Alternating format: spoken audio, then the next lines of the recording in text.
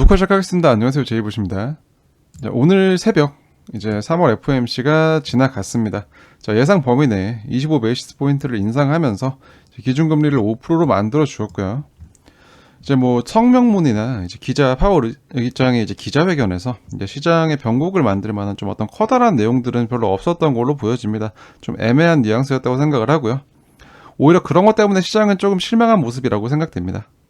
주요한 골자들을 좀 살펴보면 이제 여전히 인플레이션율 2%를 목표로 연준이 계속해서 이제 힘을 쓸 것이고 정책의 방향성을 가져갈 것이다 라고 이제 말을 했고, 또 이제 은행에 대해서 좀 은행은 안전하다라고 이제 조금 이제 달래주는 모습을 보여줬고요.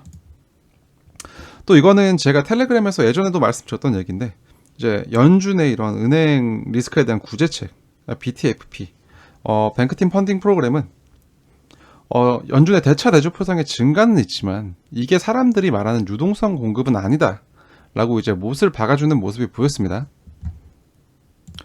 오히려 이제 시장의 낙폭은 이제 상원에 출석한 이제 제넷 옐런 장관의 입에서 좀 출발이 되었다고 생각이 되는데요. 자, 장관이 이제 이런 얘기를 했습니다. 은행의 예금을 보호하는 포괄적인 보험에 대해서 논의한 바가 없다 라고 말했습니다. 이게 전날 옐런이 이제 모든 예금에 대해서 보호를 해줄 것이다 라고 이제 말했던 것과는 뉘앙스가 완전 이제 뒤집어진 모습이죠. 이제 완전 정반대 얘기를 한 건데, 여기서 이제 not something that we have looked at 이라는 말을 쓰면서 이제 우리가 추구하는 바가 아니다 라고 이제 말을 하면서, 이 시점에서 시장이 나스닥의 은행주들이 이제 급격하게 하락을 하면서 비트코인 역시도 그러한 움직임에 동조해서 이제 같이 하락에 나온 것으로 보여집니다. 이제 오늘의 차트 분석에 들어가기 전에 이제 어제 차트에 대한 이제 간단한 복기를 먼저 하자면, 어제 영상에서 제가 말씀드렸던 부분은 자, 이제 모두가 보고 있는 이런 28,880 구간에서 어떠한 의심을 확신으로 만들어주는 움직임을 가져간 뒤에 이러한 것을 역이용해서 가격을 올릴 수 있는 구간이다라고 말씀을 드렸습니다. 여전히 그러한 관점이 유효하다고 접근하고 있고요. 자, 거기에 대해서 제가 어제 말씀드렸던, 이전 영상에서 말씀드렸던 26,631, 25,911 두 구간에서 특히 이 26,631 구간을 정확하게 터치하고 반등이 나오고 있는 모습입니다. 이 구간이 깨지지 않는다면, 이러한 구간이 깨지지 않는다면 추세를 이어감에 있어서는 전혀 문제될 게 없다라고 말씀을 드렸고, 그렇기 때문에 이러한 아래의 구간들은 정말 주목해서 지켜볼 만한 포인트다라고 말씀드렸던 거 다 기억하실 겁니다. 이러한 이제 아래 꼬리가 없는 음봉을 보면 여러분들은 무슨 생각을 하실까요? 이제 왠지 더 깊게, 더 많이 쭉 떨어질 것 같지 않나요? 그렇게 생각이 드는 게 정상적일 겁니다. 여기서 이제 이전 영상에서 체크했던, 이제 말씀드렸던 부분을 다시 한번 더 짚어보자면, 자, 이러한 구간에서 어떠한 이제 하락에 대한 의심을 확신으로 만들어주는 차트를 그린 뒤에 이러한 것들을 근거로 시장의 숏포지션이 많이 쌓이게 되면 그러한 것들을 연료로 청산시키면서 역이용해서 올라갈 수 있는 가격 구간이다 라고 이제 말씀을 드렸습니다. 다시 한 번 더 말씀드리지만, 그렇기 때문에 현재 이러한 구간에서 이제 선물 시장의 포지션이 어떻게 바뀌고 있는지를 좀 체크해 볼 필요가 있습니다.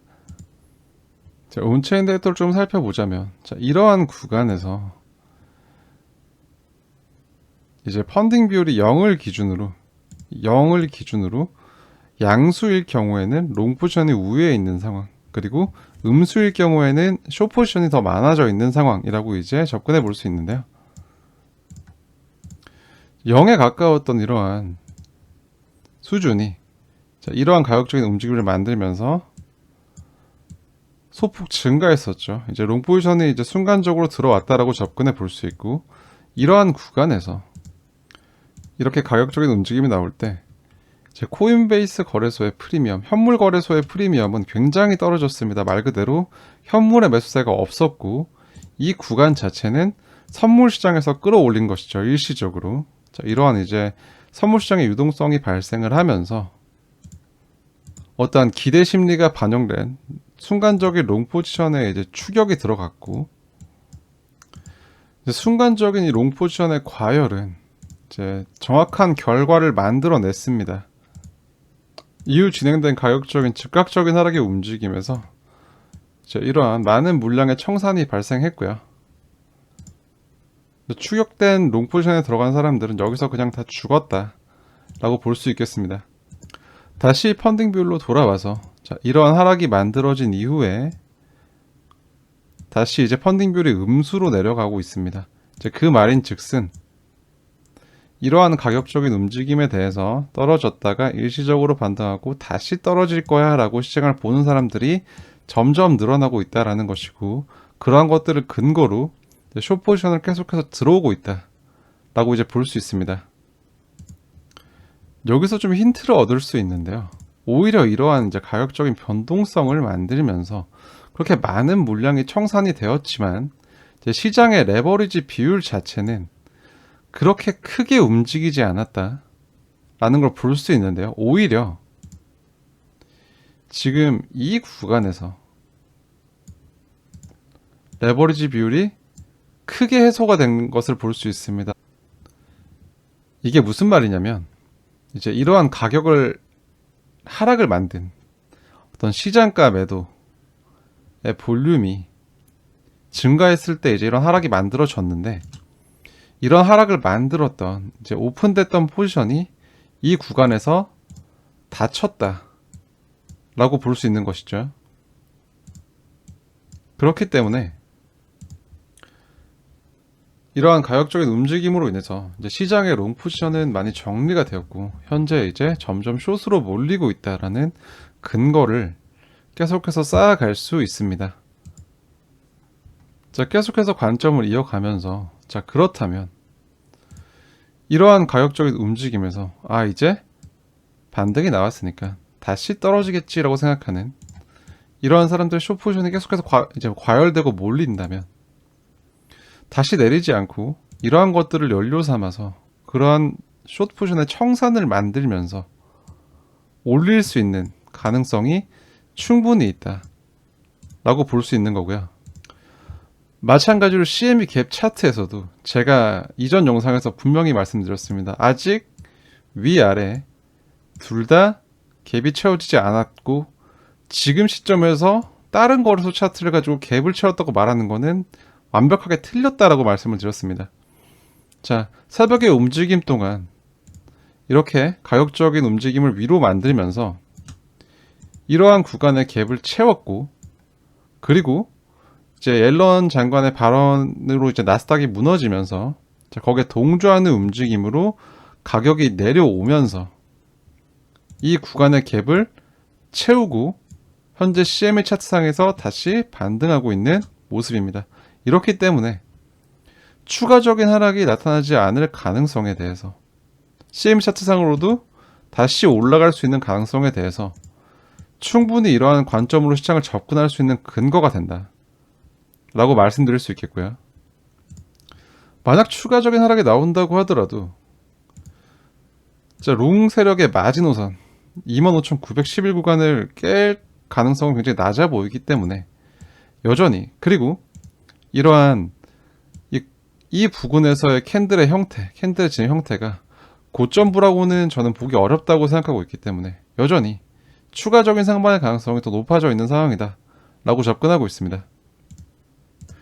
그리고 이러한 하락이 만들어졌던 시점, 제가 말씀드렸던 이 후행 스팬이, 일목의 후행 스팬이 구름대가 꼬이는 변곡 구간을 지나가는 시점이라고 말씀을 드렸습니다.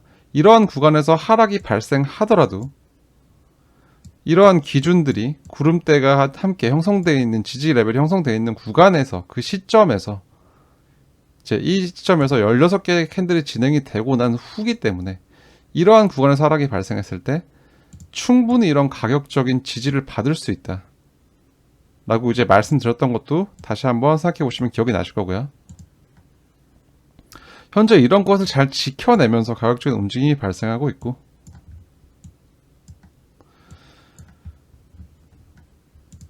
현재 지금 당장 올라가고 있는 캔들이 단기적으로 부딪힐 만한 구간은 이렇게 기준선과 전환선이 모여있는 이 구간이 될 거라고 생각합니다.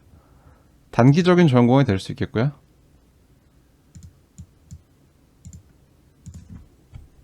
이러한 구간을 4시간 본 캔들 기준으로 종가로 돌파하는 시점에서 어느 정도 강한 가격적인 움직임이 나올 수 있겠다라고 이제 시장을 접근하고 있습니다.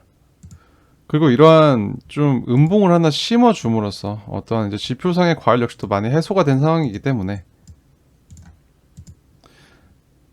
많은 개미들은 이런 캔들을 보고 이제 앞으로 발생할 추가적인 하락에 대해서 걱정하겠지만 오히려 이런 캔들을 만들었던 것이 사실 뭐 특별한 악재가 있는 것도 아니었죠. 그냥 그 FOMC가 발표했던 시점 그리고 이제 옐런 장관이 청문회에 가서 이제 발언했던 시점에 그냥 그걸 재료로 변동성을 만든 것인데 이러한 캔들을 만들었다는 것이 오히려 저는 이제 이러한 저항 구간에 도달함으로써 어떤 사람들이 떨어질 것이라는 것에 대한 이제 의심을 하고 있는 상황에서 그러한 의심을 그래 네가 보고 있는 것이 맞을걸? 이렇게 이제 확신을 주는 그런 목적을 만들기 위해서 이러한 캔들의 진행이 발생했을 가능성에 대해서 꾸준히 접근하고 있습니다. 그리고 또한 상당히 큰 거래량이 터지면서 내려왔는데도 불구하고 정확하게 체크했던 수평 레벨이었던 26,631 구간을 차트상으로 지켜줬다는 건 역시 어떠한 시장이 우리에게 힌트를 주고 있다 라고 보고 있습니다. 현 구간에서 단기적인 이제 전환선 부근의 저항을 맞고 내려온다고 하더라도 여전히 이러한 구간은 좋은 지지의 기준이 될 것이라고 생각하고 굉장히 중요한 레벨이라고 생각합니다. 그렇기 때문에 이탈의 기준을 이탈하지 않는 선에서 뭐 어떠한 움직임이 나온다고 해도 그런 움직임에 대해서 이런 것들이 관점을 철회할 만한 근거가 되진 않는다라고 이제 말씀을 드릴 수 있겠습니다. 아까 말씀드렸던 것처럼 이제 지금 이러한 구간에서 이제 숏 포지션이 증가를 하고 있는데 이러한 구간의 숏 포지션을 어떻게 처리를 하면서 가격적인 움직임을 만들어낼 것인지에 대해서 좀 지켜보면 어떨까라는 말씀을 좀 드릴 수 있겠습니다. 어지러운 암호화폐 시장에서 늘 시장을 바르게 보려고 노력하고 또 그런 아이디어를 여러분들에게 전달하기 위해서 힘쓰고 있습니다. 구독과 좋아요로 저희 채널의 가족이 되어주시고 이제 이후에 진행되는 실시간 브리핑은 또 텔레그램을 통해서 알려드리겠습니다. 영상은 여기서 마무리하겠습니다. 오늘도 좋은 하루 되시고요. 지금까지 제이보셨습니다.